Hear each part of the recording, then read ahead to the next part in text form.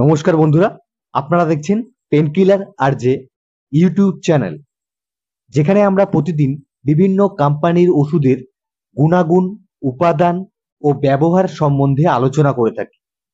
আজকের ভিডিওতে আমরা আলোচনা করব ভলিনি জয়েন্ট এক্সপার্ট জেল কেন ব্যবহার করা হয়।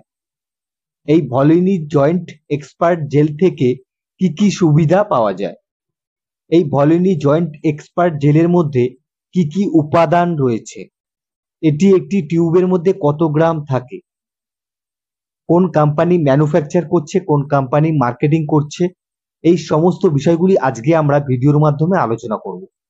এছাড়াও আলোচনা করব জয়েন্ট পেন কেন হয়, দীর্ঘদিন ধরে জয়েন্ট পেন হওয়ার ফলে কি কি সমস্যা দেখা দেয়, এই সমস্ত বিষয়গুলি আজকে আমরা আলোচনা করব।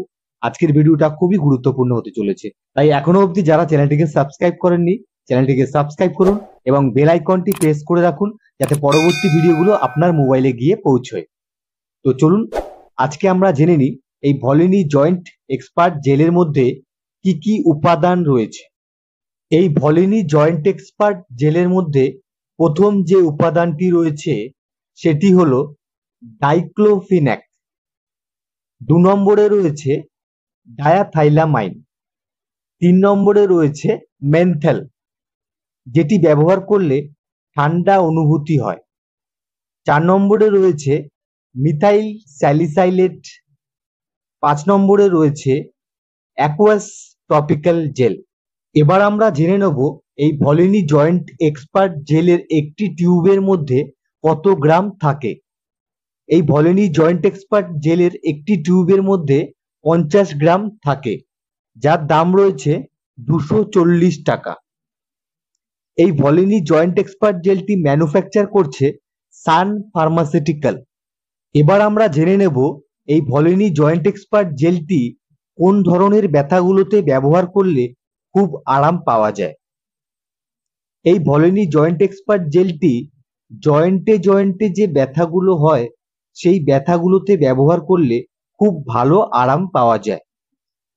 এই ছিল আজকে আমাদের ভলিনি জয়েন্ট এক্সপার্ট জেলের রিভিউ।